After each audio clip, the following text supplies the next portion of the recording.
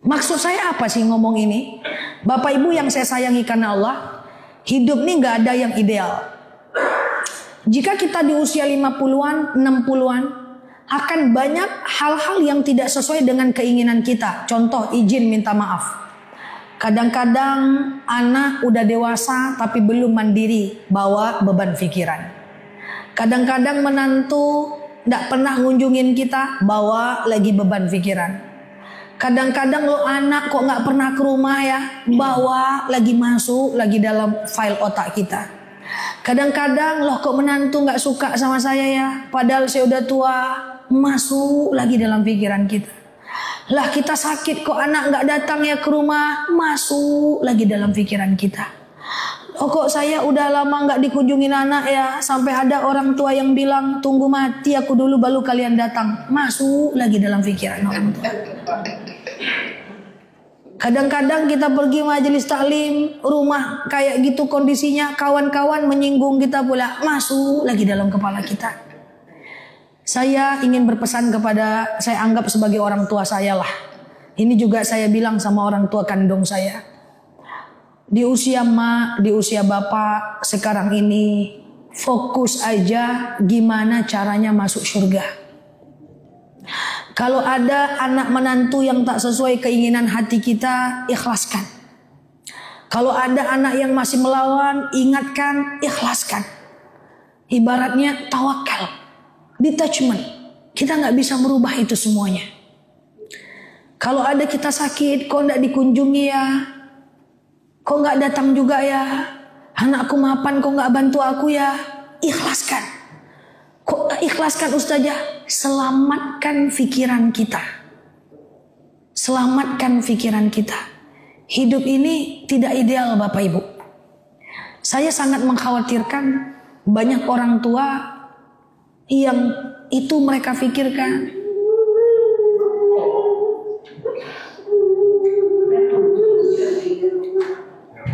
Nggak apa-apa Bu. Iya.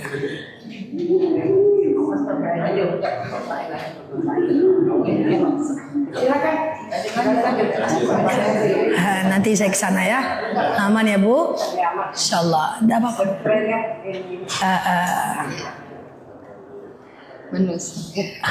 Ya, sabar ya. Aman ya Bu? Oke. Ikhlaskan. Itu karena kalau kita simpan Bu, itu ibarat file yang ada dalam handphone. Nggak penting kita simpan dalam-dalam. Ujung-ujungnya apa? Saya khawatir sekali. Ibu jadi nggak tenang. Ibu risau, menung-menung, ingat itu semua. Yang paling saya takutkan kepada orang tua, termasuk mungkin orang tua saya atau ibu semua yang saya anggap sebagai orang tua saya. Akhirnya apa? Ibu-ibu ibadahnya jadi nggak fokus. Ibu-ibu jadi nggak fokus sholatnya, jadi nggak fokus majelis taklimnya. Akhirnya pikiran kita jadi terganggu. Nah, yang saya pengen pesan saya itu yang pertama Bu.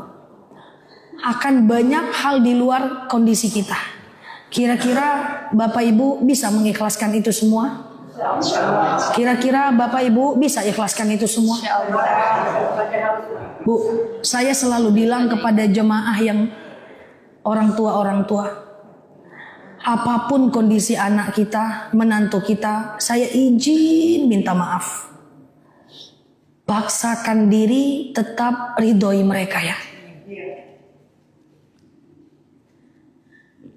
Karena kalau karena sikap mereka kita nggak ridho, kita udah mau meninggal Bapak Ibu. Kalau kita nggak ridho, sengsara hidup mereka. Pasti Bapak Ibu. Ridullah, ridul walidain. Suhtullah, suhtil walidain. Ridho Allah itu bergantung kepada ridhoan ibu-ibu dan bapak-bapak. Yang saya khawatirkan ketika anak Bapak Ibu tidak sesuai dengan apa yang kita inginkan, dia durhaka, nggak pernah datang, melawan, nggak perhatian, kita marah, kita nggak ridho, sengsara mereka. Jadi itu yang saya khawatirkan Bapak Ibu. Jadi nggak apa-apa kalau ibu ada yang menangis, maafin saya. Insya Allah yang saya sampaikan ini Saya rasa ini penting karena sekali-sekali kita bertemu. Sehingga ibu-ibu yang udah di usia 60-an, 50-an itu bisa lebih tenang. Yang nggak penting itu dikeluarkan. Wah, yang ujian-ujian hidup tuh keluarkan semua dari handphone kita, dari kepala kita.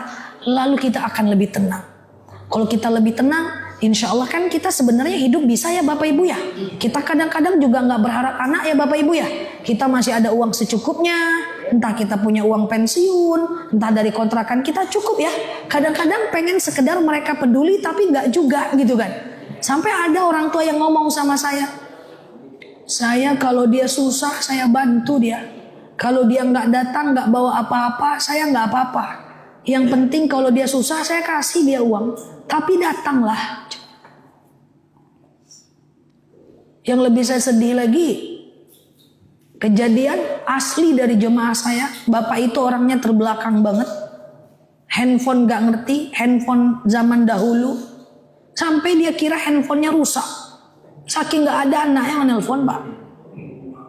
Rusak handphone saya nih.